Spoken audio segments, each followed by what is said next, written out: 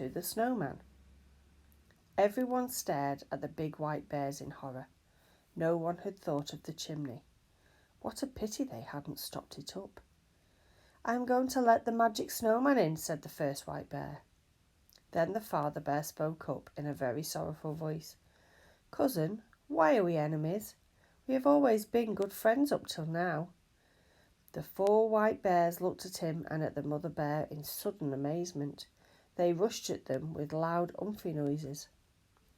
Joe thought they were going to fight the three bears, but no, the white bears were not going to fight.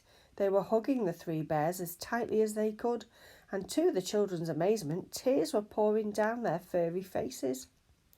"We didn't know it was you," said the white bears. "Why, cousins, we would never have fought you if we'd only known you were the three bears we love so much." "There, there," said the mother bear, wiping the tears of a white bear off her fur. "It's all right, but for goodness sake tell the other bears we're friends. We don't want the front door battered down." Moonface opened the door and yelled out of it, "Bears, it's all right. This is the cottage of your cousins, the three bears. We're friends." But the white bears didn't answer or come in. Instead, a big white shape came up and squeezed through the door. The magic snowman. A chill fell over the little room. The white bears were frightened of him, for he was their master. He shut the door and glared at everyone out of his stone eyes.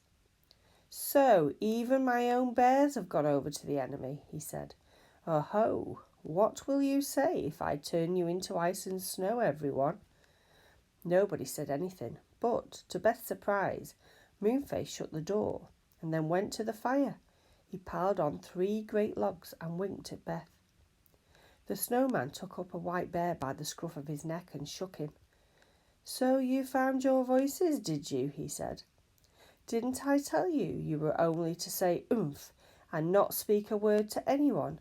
I won't have bears that talk." He picked up another white bear and shook him. "So you are friends with my enemies, are you?" he said.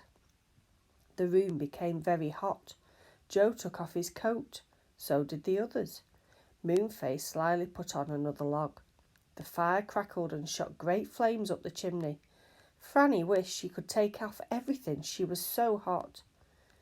"Whatever does Moonface think he's doing, making the room so hot?" she thought crossly. But just as she was about to tell him what she was thinking, he winked at her, and she said nothing. Moonface had some strange plan that he was carrying out. The snowman went on, grumbling and threatening. Everyone listened and said nothing. Moonface raked the fire and it blazed up higher. "Now, this is what I'm going to do," said the magic snowman. "I'm going to take this nice little cottage for my own, and I shall live here. All of you others can live in a snow house and freeze for all I care. You will all wait on me and do whatever I say." "Yes," said everybody. They all knew now what Moonface's plan was.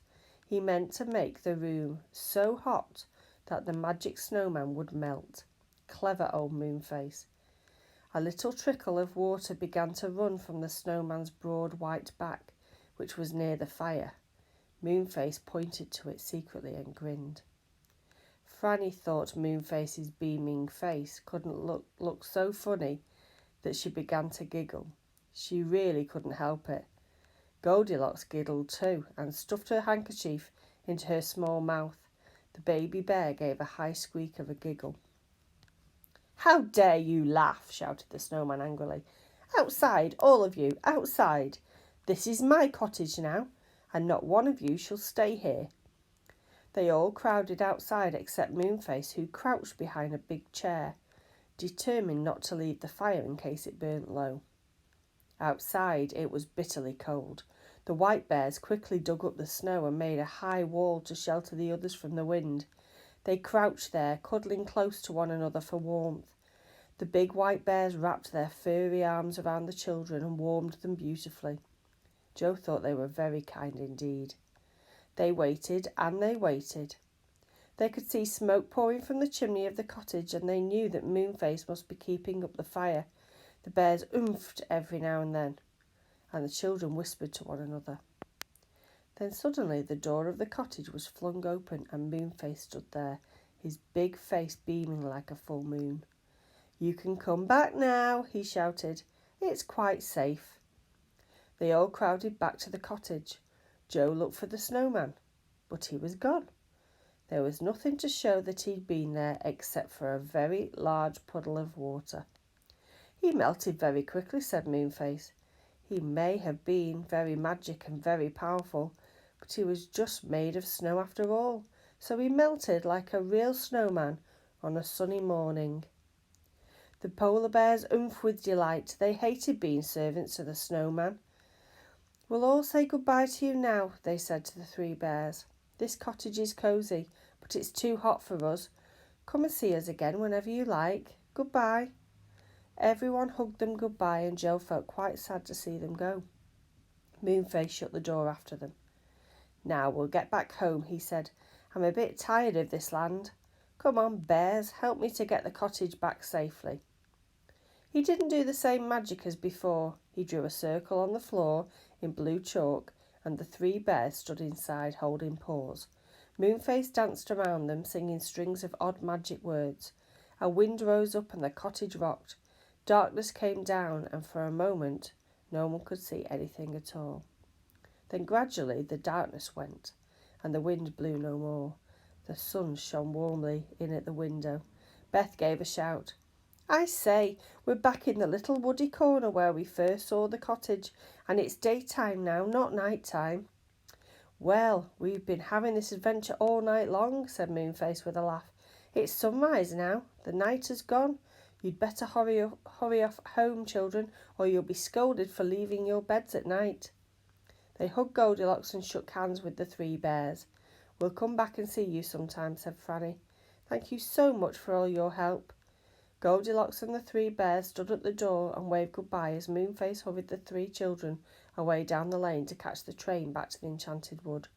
It wasn't long before they got to the station, waited for a train, slid off the roof, and settled down in a carriage. When they got to the Enchanted Wood, they said goodbye to Moonface, and Franny gave him a kiss for being such a help. He was so pleased that he went red all over his enormous face, and Beth laughed. "You look like the setting sun now," she said. "You really ought to be called Sunface." "Goodbye, and see you soon, I hope," called Moonface.